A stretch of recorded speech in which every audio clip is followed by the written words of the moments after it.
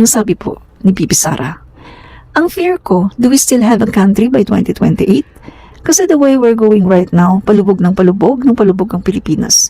Vice President Sara Duterte, March 14, 2028. Parang hindi naman, sa tingin ko parang hindi naman ang Pilipinas ang lumulubog, kundi ang inyong pamilya. Nangongolekta nga kayo, di ba, ng mga kaso? Ang tatay mo, nasa ICC na, si Pulong, marami ding kaso, ikaw, meron din at may kinakaharap kapag impeachment. At yung isa mong kapatid, hindi ko alam kung may kaso ba.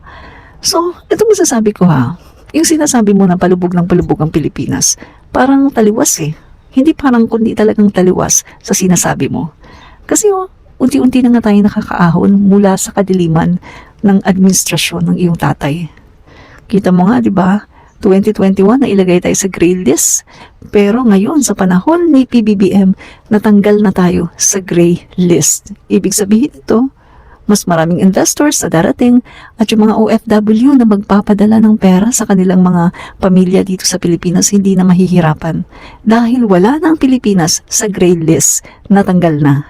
At kita mo naman, di ba, kung paano tratuhin ng international community ang ating Pangulo.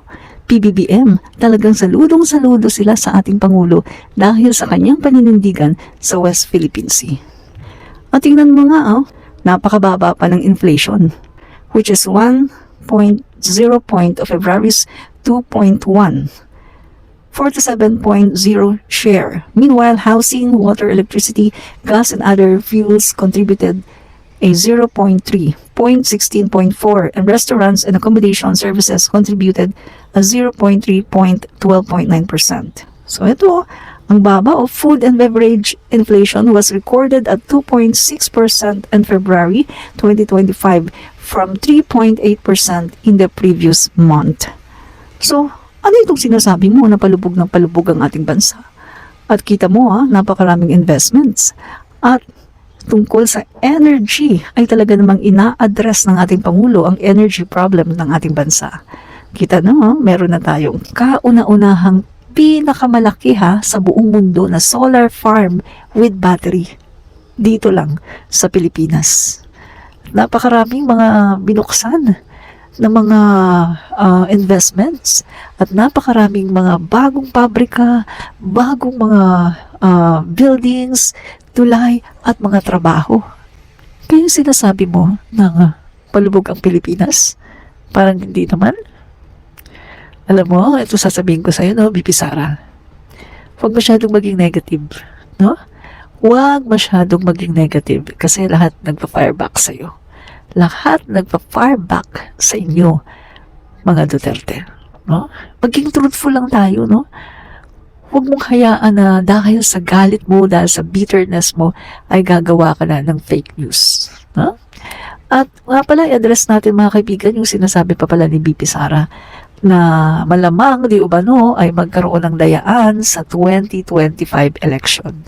Malamang daw di umano ay dadayain ang kanilang senatorial candidate. So guys, ito ay isang malinaw na mind conditioning, inuunahan na yung taong bayan para just in case na andyan na matuloy ng eleksyon, andyan na ang eleksyon pagkatapos natalo ang kanilang kandidato, ay isisisi nila sa Marcos admin at sasabihin na may dayaang nangyari. Pero ang katotohanan, kita mo naman sa mga records, mga kaibigan, sa mga survey, halos hindi nakakapasok ang kanilang mga kandidato. Sino lang naman ang nakakapasok consistently? Yun lang, si Bongo. Diba? Ay kung titingnan nga natin, dapat bagsak na yan si Bongo. Dapat hindi na yan makapasok dahil napakaraming mga kasinungalingan ang ginagawa. Katulad na lang nung reward system na wala daw reward system pero meron naman pala. At yung pagkakapitalize niya sa Malasakit Center na hindi naman sa kanya. Diba? So, kung titingnan natin mga kababayan, mali po yung sinasabi ni Bibi Sara Duterte. Huwag na huwag po tayo maniniwala dahil yan po ay mind conditioning. Dahil nakikita lang po ni Bibi Sara ang datos na ang kanilang mga kandidato sa PDP laban ay hindi nakakapasok sa Magic 12. Hindi nakakapasok sa Magic 12. Kaya ngayon pa lang inuunahan na niya ang sambayan ng Pilipino. Nang sa ganoon, kapag nag-eleksyon at natalo yung kanilang mga kandidato, Iisipin nga naman ng mga tao na dinaya. Pero ang katotohanan, hindi naman talaga papasok ang kanilang mga kandidato. Di ba? Real talk tayo, walang personalan.